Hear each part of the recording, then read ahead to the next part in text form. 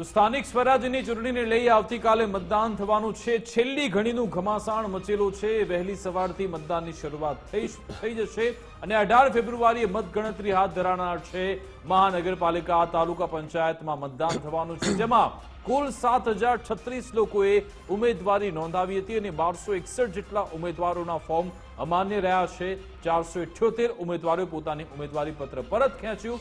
પહેલાથી જ 213 એવી બેઠકો છે જે બિનહરીફ થઈ ચૂકી છે અને આ ચૂંટણી જંગમાં 5084 ઉમેદવારો પોતાનું ભાગ્ય અજમાવવાના છે।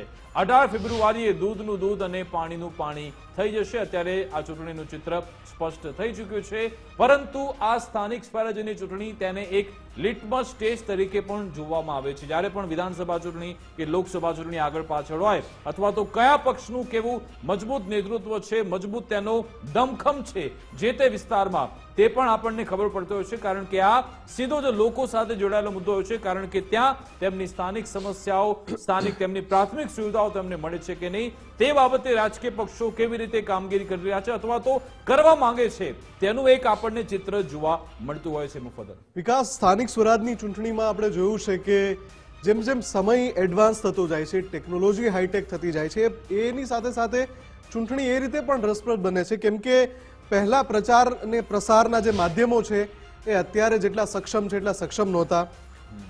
68 નગરપાલિકાની ચૂંટણી છે, એમાંથી 66 નગરપાલિકાની સામાન્ય ચૂંટણી, 2 નગરપાલિકાની મધ્ય સત્રની ચૂંટણી। આમાંથી ઘણી બધી નગરપાલિકા વિકાસ એવી છે ગુજરાત ફર્સ્ટ કાલે વહેલી સવારથી એક અપડેટ, જી હા, અત્યાર સુધી પણ ગુજરાત ફર્સ્ટે એક અપડેટ બતાવ્યું છે। એક અપડેટ એ બતાવશે કે જ્યાં સૌથી રોમાંચક જંગ છે, જ્યાં સૌથી રસપ્રદ જંગ છે, ત્યાં ગુજરાત ફર્સ્ટની ટીમ ગ્રાઉન્ડ ઝીરોથી લાઈવ રિપોર્ટિંગ કરવાની છે અને આપણે એ પણ બતાવશું કે કઈ નગરપાલિકામાં મતદારોનો મિજાજ કેવો છે, ક્યાં કોઈ નાની મોટી ઘટના બની કે કેમ, કઈ પ્રકારની વ્યવસ્થા છે। અને સૌથી અગત્યનું જો આમાં ન ભૂલવાનું હોય તો જૂનાગઢ મહાનગરપાલિકાની ચૂંટણી, આ ચૂંટણી પણ હાઈ પ્રોફાઇલ બની રહેવાની છે અને આપણે જે રીતે વાવ વિધાનસભાની પેટા ચૂંટણી જોઈ હતી છેલ્લે, એ જ પ્રમાણે ગુજરાત ફર્સ્ટ આ કવરેજ કરવાનું છે। જૂનાગઢ મહાનગરપાલિકાનું હોય કે પછી 68 નગરપાલિકાનું હોય કે પછી 3 તાલુકા પંચાયતની સામાન્ય ચૂંટણી હોય કે પછી મહાનગરપાલિકા, જિલ્લા પંચાયત અને અન્ય નગરપાલિકાઓની કે તાલુકા પંચાયતની પેટા ચૂંટણી હોય, આ તમામનું up to date A to Z coverage આપણે આપીશું। અને એટલે જ આપણી સાથે અત્યારે આપણા સહયોગી ધર્મેશ વેદ જોડાઈ ગયા છે। ધર્મેશ, સવાલ એ છે કે છેલ્લા કેટલાક સમયમાં આપણે જો જોવા જઈએ તો સ્થાનિક સ્વરાજની ચૂંટણી જે કાલે મતદાન થવાનું છે, જેટલી રસપ્રદ એ છે, ખાસ કરીને કેટલીક નગરપાલિકા, આપણે ચર્ચા પણ થઈ હતી કે કેટલીક નગરપાલિકામાં તો એવી હાલત છે, એવું ચિત્ર તૈયાર થયું છે કે જાણે ત્યાં વિધાનસભાની ચૂંટણી હોય એ રીતનો રસાકસીનો જંગ છે। ધર્મેશ, મુફદ્દલ, જે વાત કરીએ છીએ કે સ્થાનિક સ્વરાજ્યની જે ચૂંટણી છે એ જે કહી શકાય કે 66 નગરપાલિકાઓની સામાન્ય ચૂંટણી અને જૂનાગઢ કોર્પોરેશનની પ્રતિષ્ઠાભરી ચૂંટણીનો જંગ જે છે આવતીકાલે મતદાન થવાનું છે। સૌથી મહત્વની જો વાત કરીએ તો સૌરાષ્ટ્રમાં હાઈ પ્રોફાઇલ કેટલીક બેઠકોમાં પણ ચૂંટણી બહુ મહત્વની ગણાઈ રહી છે। હું પોરબંદરની 2 બેઠકોની જો વાત કરું તો કુતિયાણ અને રાણાવાવ, મુફદ્દલ, જેને કહી શકાય કે આ બંને બેઠકોમાં કોંગ્રેસ છે જ નહીં અને સમાજવાદી પાર્ટી છે, અને સમાજવાદી પાર્ટીમાં પણ એક આંધલ જાડેજા છે કે જે રાજ્યસભામાં ભાજપને મત આપતા હતા, રાજ્યસભામાં ભાજપની સાથે હતા, આજે ભાજપની સામે છે। હવે ભાજપની સામે છે એટલે ત્યાં જેને કહી શકાય સમાજવાદી અને ભાજપ આમને સામને ચૂંટણી લડ્યા છે નગરપાલિકાની। બીજી મુફદ્દલ જે વાત કરીએ તો નગરપાલિકાની ચૂંટણી એટલે સ્થાનિક ચૂંટણી કહી શકાય। રોડ, પાણી, રસ્તા, જેને કહી શકાય લાઇટ, ગટર વ્યવસ્થા, આ વખતેની ચૂંટણીમાં એવું થયું છે કે કેટલીક જગ્યાએ લાંબા સમયથી ભાજપનું શાસન છે। હવે એવા સંજોગોમાં જેને કહી શકાય કે કોંગ્રેસ તો ગત ટર્મમાં પણ સારો દેખાવ કરી શકી નથી, તો શક્તિસિંહ ગોહિલે રાજકોટમાં કબૂલ પણ કર્યું, પરંતુ આ વખતે કોંગ્રેસ અને અન્ય પક્ષો, એમાં ભાજપના અસંતુષ્ટોએ અપક્ષો પણ થોડાક ઊભા રાખ્યા છે। એને કારણે કેટલીક જગ્યાએ આ ચૂંટણી બહુ રસપ્રદ બની છે। હું તમને જો અમરેલીની વાત કરું તો રાજુલા નગરપાલિકા જે છે એ ગત ટર્મમાં અમરીશ ડેર કોંગ્રેસમાં હતા અને 27 બેઠક સાથે રાજુલા કોંગ્રેસની સત્તા આવી હતી। આજે અમરીશ ડેર ભાજપમાં છે અને ત્યાં ચૂંટણી છે આવતીકાલે।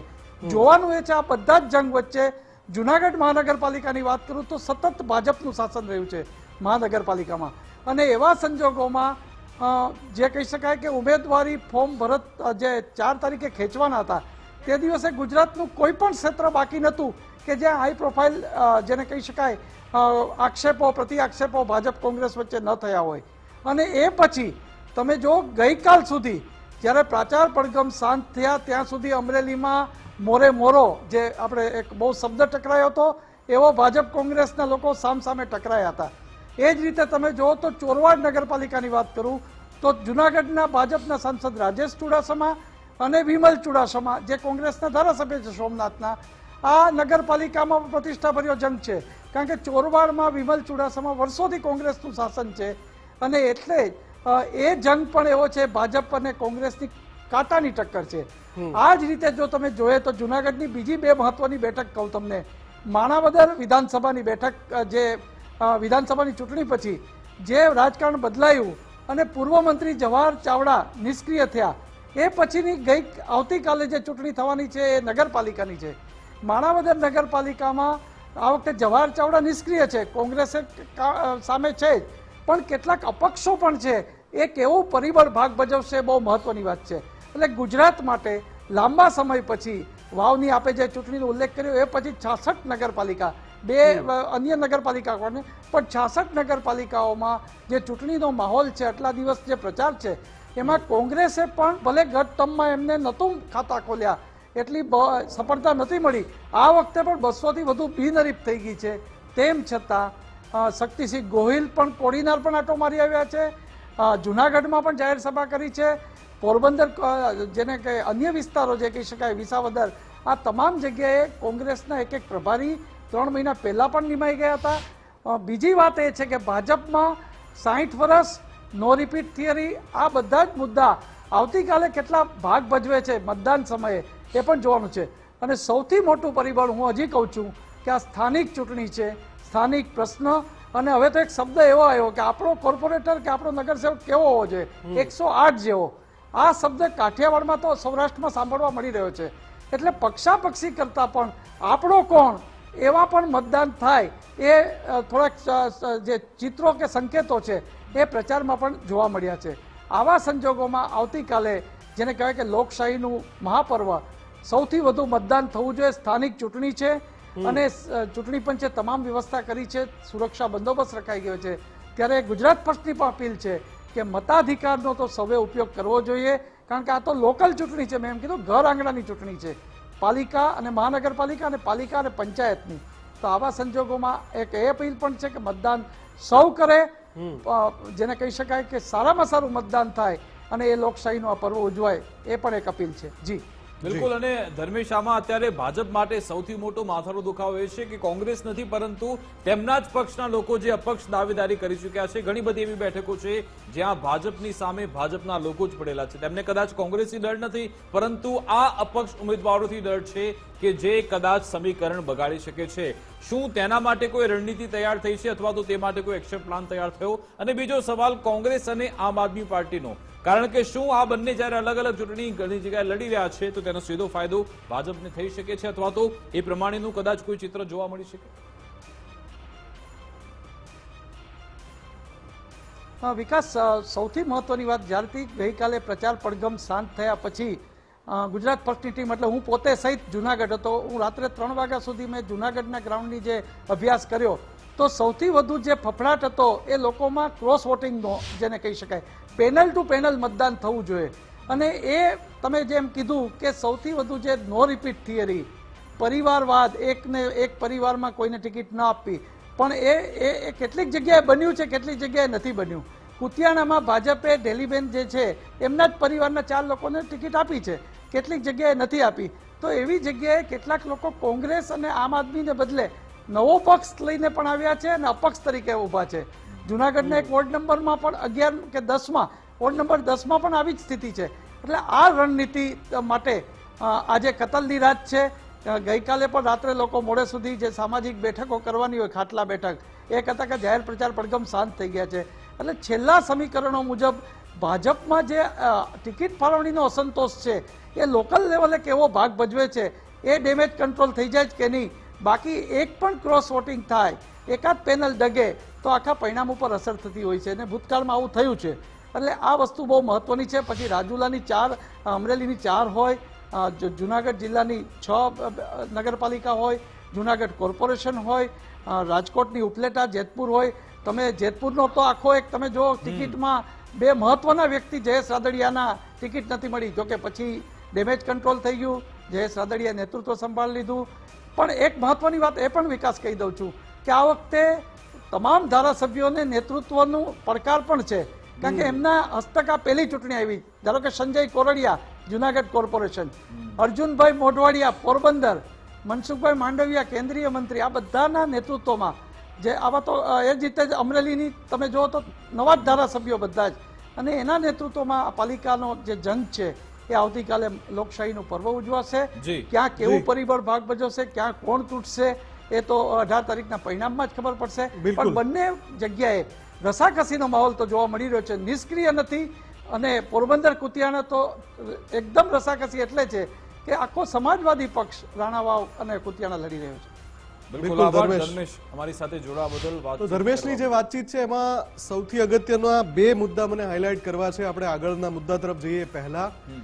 એક તો 68 નગરપાલિકાની જે જનતા છે, જે ગુજરાત ફર્સ્ટના દર્શકો છે, એક મહાનગરપાલિકા, બાકીની જે તાલુકા પંચાયત છે, જિલ્લા પંચાયત છે, જેમને પણ કાલે મતાધિકાર મળ્યો છે, જેમને કાલે મતદાન કરવાનું છે, આ ચૂંટણી તમારી પાસે તક છે એ વ્યક્તિને ચૂંટવાની. કેમ કે હમણાં ધર્મેશ કહી રહ્યા હતા કે અહીંયા પક્ષ કરતા એ વ્યક્તિ કે જે આપણું ત્યાંનું કામ કરશે કે નહીં, વોર્ડની અંદર જે સમસ્યા છે એ દૂર કરશે કે નહીં.